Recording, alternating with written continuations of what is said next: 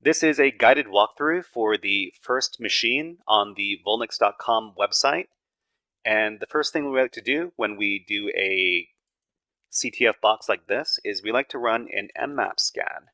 So nmap is a program that is going to let us know what ports are open on any given server that we scan against.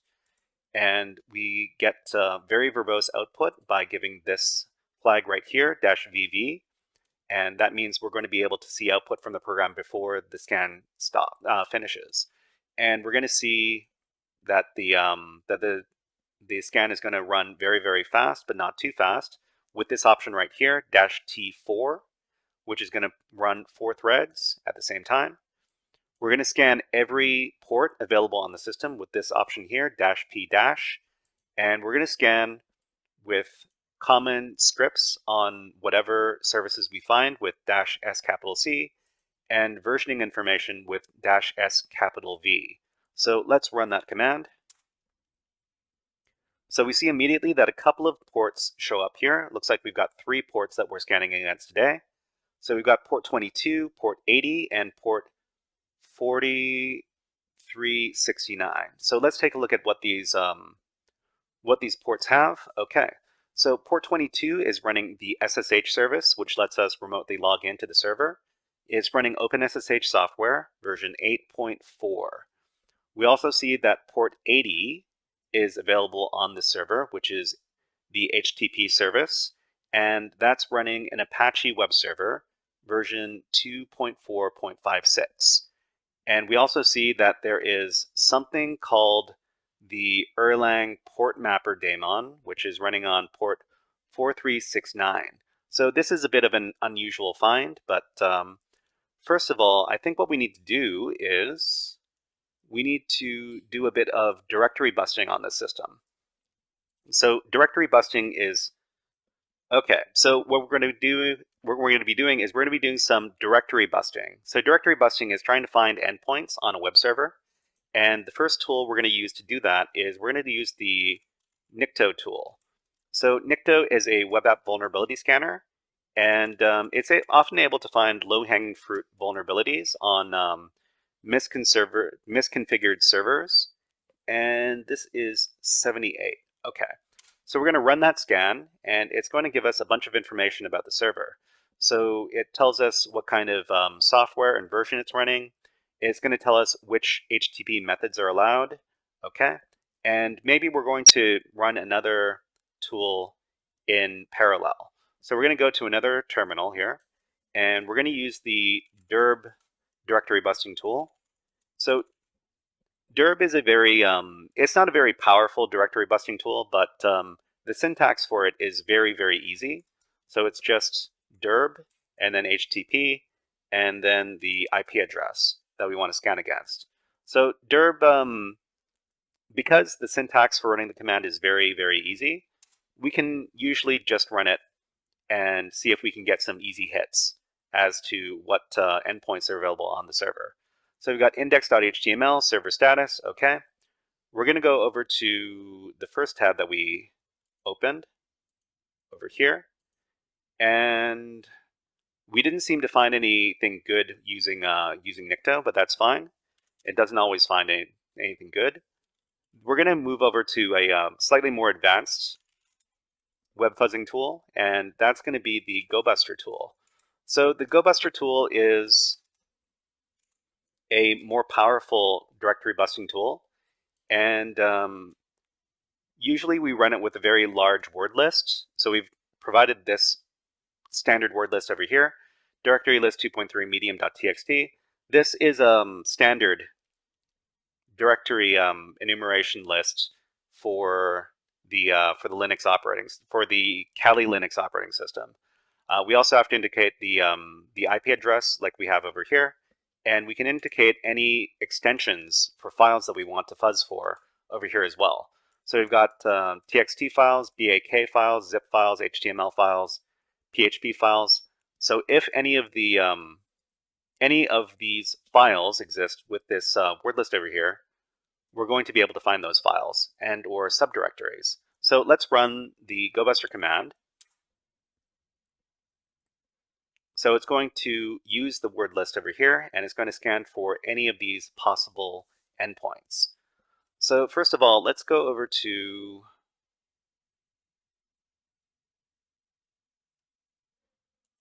okay. So we found this endpoint over here called task list. So this is a subdirectory over here. Let's try and take a look at what exists in there. So we're going to go over to our web browser, and in the web browser, I'm going to navigate to the server's website manually like this, and we're going to indicate that we're going to the task list endpoint inside of the URL bar. So hit enter. Did I make a spelling mistake? Let me check. So / task list.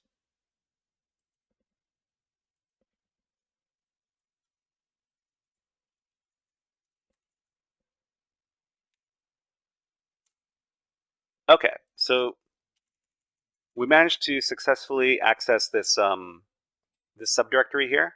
So under here it says task list, go shopping, make coffee, update Raspberry, go hairdresser, request salary increase, clean my room.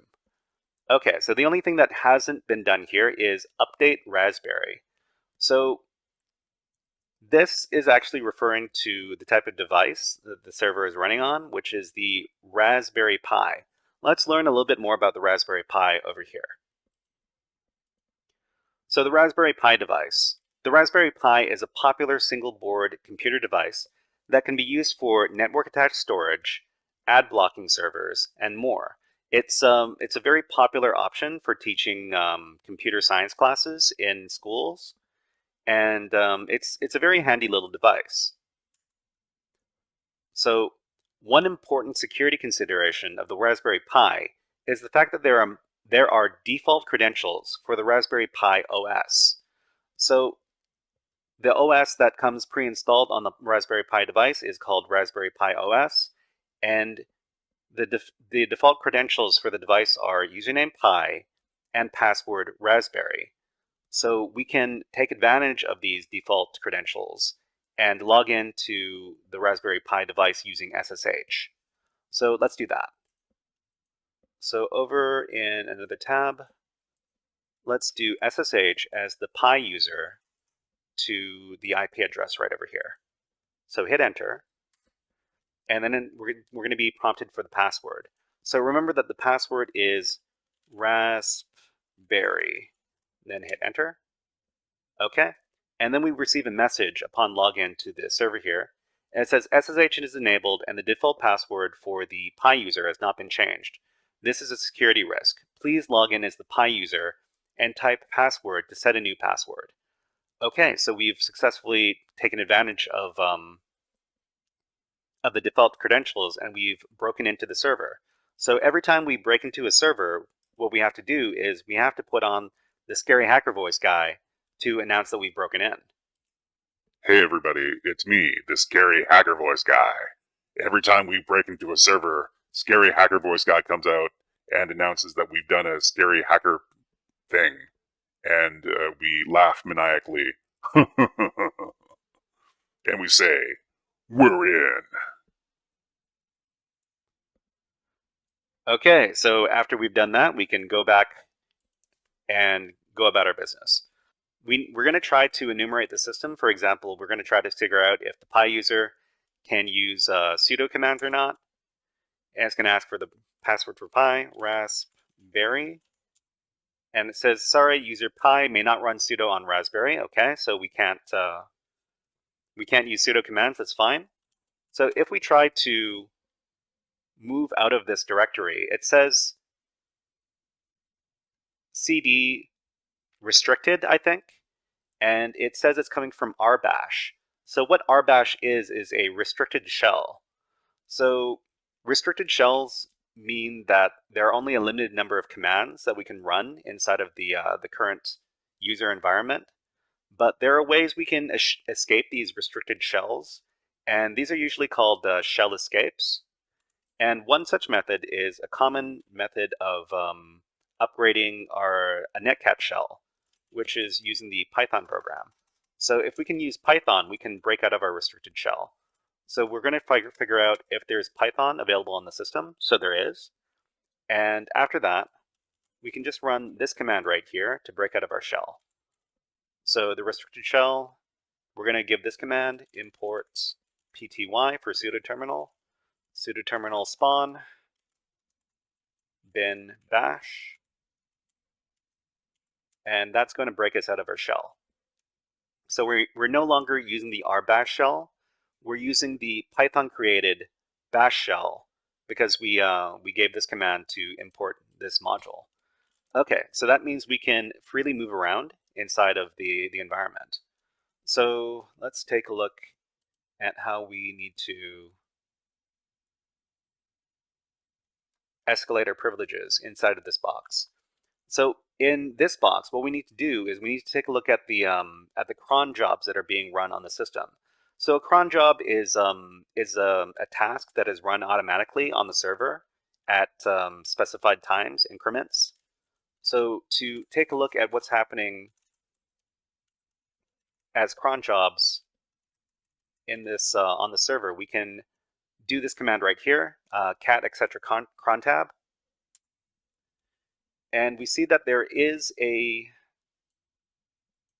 scheduled task that is happening at regular intervals over here. So this is happening every minute, every hour, well, it's happening very frequently. So what's happening? The root user is running the ping command with one count to the raspberrypi.com website. So it's trying to ping out to this particular domain, but this is a vector of privilege escalation because, so the reason why this is a vector for privilege escalation is because the ping binary here has not been specified with an absolute file path. This is a relative file path. And another thing that we notice is that inside the path for the cron jobs, we have a non-standard path.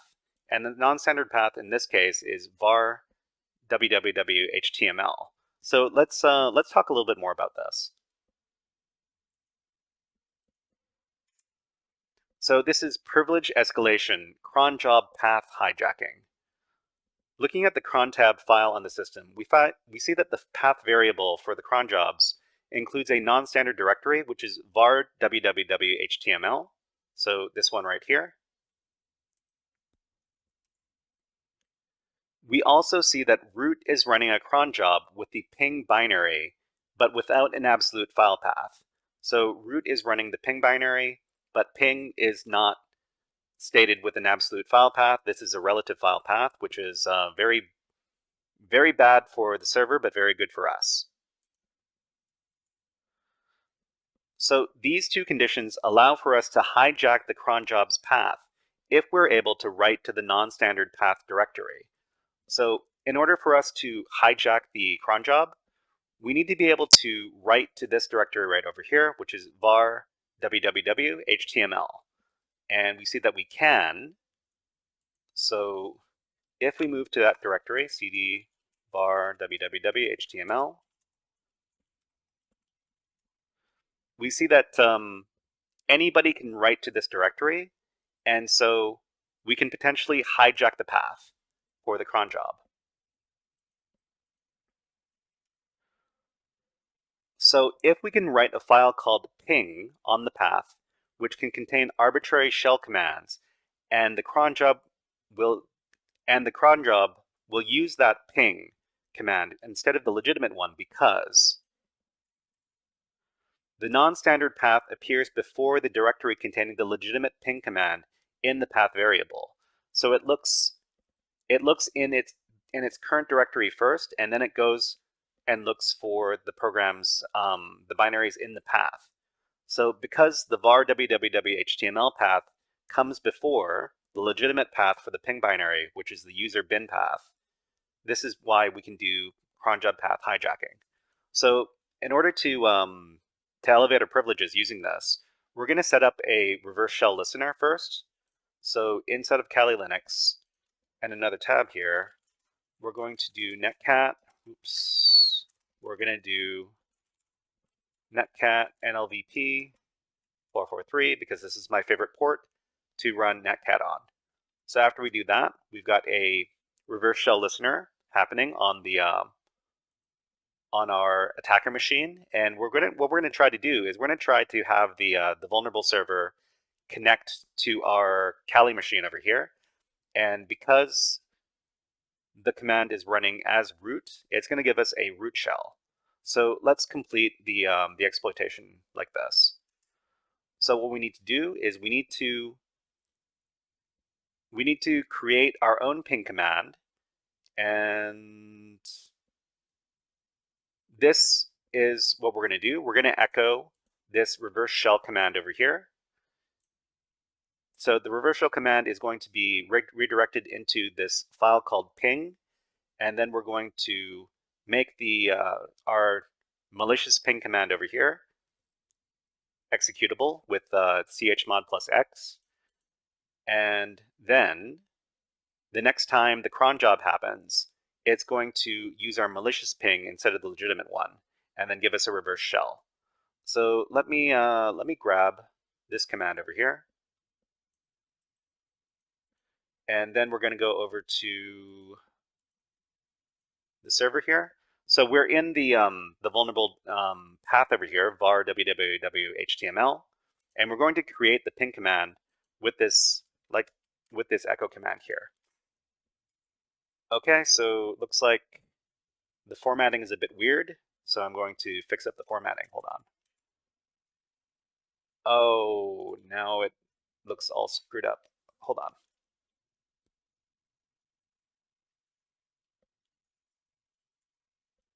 Okay, let's try that one more time. Actually, I think I'm gonna nano and create the file with nano. So I'm gonna create this ping command. I'm gonna call it, paste in the command over here, but I'm going to modify it, and I'm going to make this a bin bash script.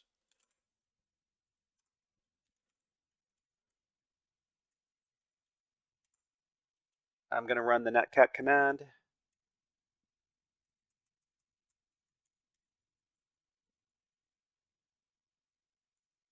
Okay, I'm going to save this out.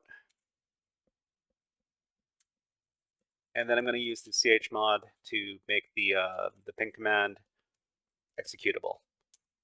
So after you do that, so the next time the cron job runs, it's going to come across this ping command in the path variable, and then it's going to run the malicious ping command and give us a malicious root reverse shell. So if we take a look at our reverse shell listener, it should happen within about a minute or so. We're going to receive a connection from the target server. So let's check one more time. So the ping command exists in the path over here, var. Let's etc. cron tab. The root user is running ping, but without an absolute file path, and we were able to hijack this particular cron job because there's a non-standard directory in the path over here, and we put our own malicious ping binary, well, our ping file in here. And if we take a look at our reverse shell over here, we've received a connection from the vulnerable server. If we ask, who am I? Oh no, there is something. There is something wrong. Yeah, so I need to go back into my reverse shell and fix this. Okay, there's one last part to the shell that I forgot to include. So that is, we need to output all of this to temp f. Okay. All right, so let's so now that we've updated it, let's close out this and let's run the netcat listener again. We're just going to wait on this. So I guess we could put the bird bath back on. Oh, nope. We got a connection. Okay. So if we ask, who am I now? It says we are root. What are you? I'm system root. Okay, so we've effectively rooted the system over here, and we're very close to finishing this exercise. So the last thing we need to do is we need to move into the root directory, and we need to read this root.txt file. So in order to read the root.txt file, we're just going to cat root.txt, but the organizers over at the VulNyx website have requested that people doing write-ups and videos on their machines not reveal the flag contents.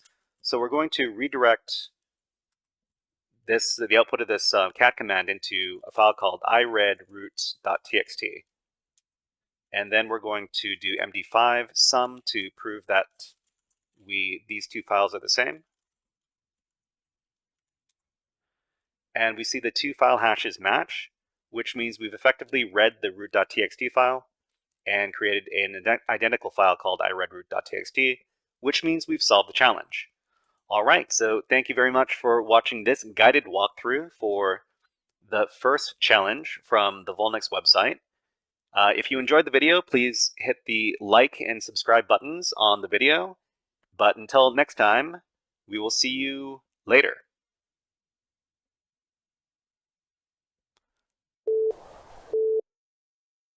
Hey there, HackerFrogs!